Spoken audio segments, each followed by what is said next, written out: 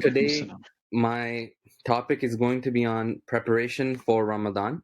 And we're probably, less than 2 months away from Ramadan. And so I decided this would be a great time to write this topic. So the things that I'm going to be talking about is why you should actually be preparing for Ramadan this early and how you should be preparing for Ramadan. So let's get right into it. So basically, why you should be preparing for Ramadan this early. One of the reasons is you want to have a list and pure intention that you're going to follow through upon, right? Maybe, you want to recite more Quran, maybe pray tahajjud, taraweeh.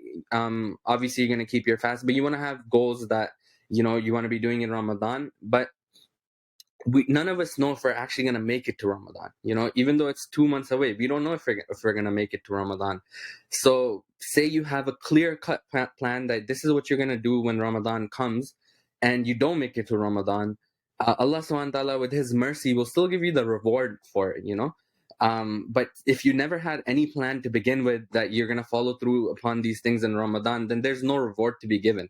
So you don't know if you're going to make it to Ramadan. So it's very important that you have a clear, concise idea of these are the extra things. These are, you're going to follow through on these ibadah, and, you want to make a sincere intention that you want to follow through upon this. And another thing is the Prophet ﷺ used to read this dua, Allahumma balaghna Ramadan. And this basically just means, oh Allah, allow us to reach Ramadan. And this dua, you should be reading this dua even like the Maghrib before Ramadan, because you don't know, right? And this isn't just the only thing. Like, say you get to Ramadan and God forbid you fall sick. Now you had all of these plans, but you can't follow through upon them completely because you got sick or anything like that. Allah subhanahu wa ta'ala, with his mercy, will still give you the reward because you had sincere intentions and you planned for all of this, right? So this is very important. Make a clear, concise list, and have it in your head that this is what you're going to get done when Ramadan comes. Maybe write it on your phone, your paper, or even keep it in your mind. It doesn't really matter, but you just have to make that intention. Another reason why you should be preparing this early is that because it allows us to be more efficient in Ramadan.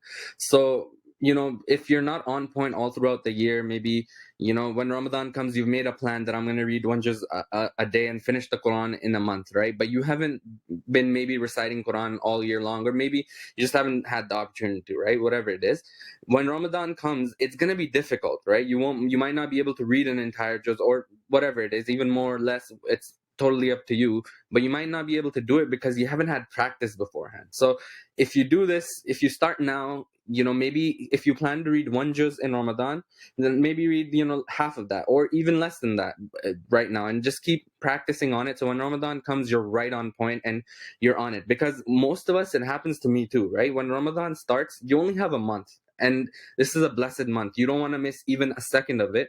And what happens is you start right into it, and 15 days go by, and then you get used to Ramadan, but by that time you've actually burnt out as well because you didn't have the practice beforehand.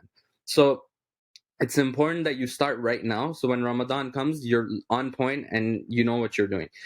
Another way that I would like an analogy that I like to give is, we all know that all of your rewards will be maximized in Ramadan, right? Like multiplied.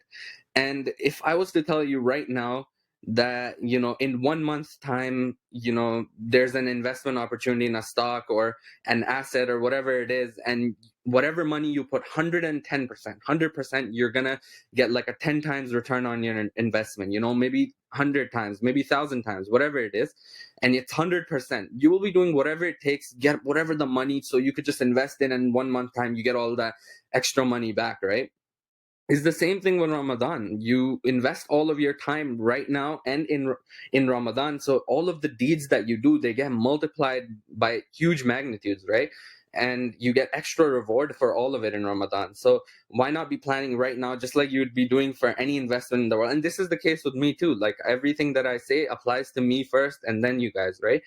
So it's very important that we keep this mindset that for Ramadan, that this is just like a once in a time opportunity. We don't know if we're gonna make it to this Ramadan, let alone the next Ramadan. So we need to be very, very ready and prepared for when Ramadan comes.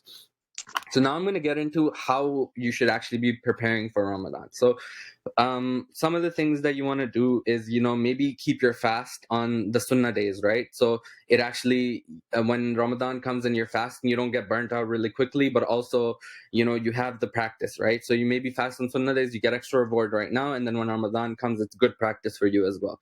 You want to try to wake up for tahajjud at least, once a week, twice a week, whenever you can. So in Ramadan, you're actually doing it more regularly, right? Read Quran daily. Obviously, some of these things you should actually be doing, in general in the first place, but even it's good practice for Ramadan because you're gonna try to do them Ramadan, 100%. One of the things that I try to do when Ramadan comes, and this is very good, is pick a surah and try to memorize that surah throughout Ramadan. So when you come out Ramadan, you should actually have something that you didn't have going in Ramadan. Maybe have a surah memorized, and a habit that you follow through upon on a regular. Whatever it is, it's totally up to you to decide. But generally a good thing is maybe memorize a surah, or maybe a habit such as pray tahajjud every single day or every other day, maybe once a week, whatever it is, it's totally up to you how it works out. So this is one of the ways to prepare for Ramadan. You also want to keep your goals very achievable, because say you keep a very large set of goals and you're not able to achieve them, you're gonna give up very quickly, right? So you want to keep goals that are achievable, and like not something like I'm gonna wake up for tahajjud every single day, I'm gonna do this and that. Like maybe you can, but it's up to you to know what you can do, right, yourself. So you don't want to burn yourself out very quickly. And Allah subhanahu wa ta'ala likes deeds that are consistent and regular, rather than deeds that are very, very high, but you do them once and you don't follow through upon them again. So you want to do deeds that are very consistent and regular. Now, you want to be making dua to Allah subhanahu wa ta'ala. As I mentioned earlier, one of the duas is Allahumma balaghna Ramadan. So, oh Allah, allow us to reach Ramadan. This is one of the duas. But also, you want to be making duas like, oh Allah, help us achieve our goal. Or, oh Allah, give me the physical, mental strength to achieve my goals. So you want to be making dua towards your goal as well. So you're putting in your effort, you're putting in the dua, and then, inshallah, the results will be good as well. So you want to make du'as like, Ya Allah, put barakah in my deeds and efforts, right? Because this is one of very good dua as well. And finally, you want to work on your intention as well, because in Ramadan, like I mentioned earlier, all of the deeds get multiplied, and you can earn good deeds off of anything. So you go to sleep, you can, if you have the right intentions, that I'm going to sleep so I could wake up for fajr or wake up for tahajjud early, or so I could just wake up and go to work early and bring risk for my family, whatever intention it is. If you keep that intention pure and for the sake of Allah, you're going to get rewards for it as well. So you want to work on your intentions when Ramadan comes as well. So every single little thing that you do day to day, whatever it is, for even if you're doing this, for just your dunya or whatever it is, you could earn reward for it if you change your intention. That's all it is. So you're gonna earn maximum reward for that. So I'm gonna conclude with that, inshallah. I hope we all learn something, and